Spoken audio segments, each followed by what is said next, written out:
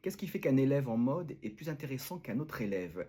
Lorsque j'interviens en tant que créateur de mode dans des écoles, je remarque tout de suite, au bout de quelques jours quand même, je remarque tout de suite l'élève qui est meilleur parce que cet élève-là, c'est souvent là, ça, il est humble, il est assez silencieux et il travaille, tout simplement.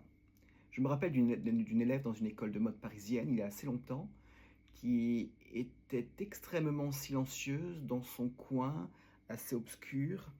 Et en fait, c'est quelqu'un qui a travaillé énormément, qui s'est remis en question, qui a récupéré certaines de mes idées, parce que lorsque je travaille dans une classe, je donne aux élèves tout ce que j'ai, je donne enfin, toute ma créativité, je donne mes idées de mode, je donne mon ADN, je donne tout ce que je peux, de manière à leur faire comprendre le travail à faire, pour qu'ils puissent trouver le leur, qu'ils puissent le puiser au fond d'eux.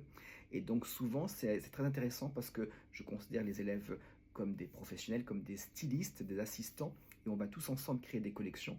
Donc comme dans une maison de couture, j'essaie de les mettre en situation professionnelle et de donner des choses, de gérer des choses, de diriger des choses, et après en fonction de leur tempérament et de leur créativité, de leur sensibilité, ils récupèrent, ils en font autre chose, ils en font leur propre histoire, ce qui est très bien réussi.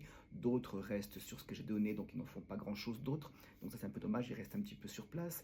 Et donc cette élève était extrêmement intéressante parce qu'elle récupérait mes idées, puis elle en faisait autre chose, elle les a poussées beaucoup plus loin.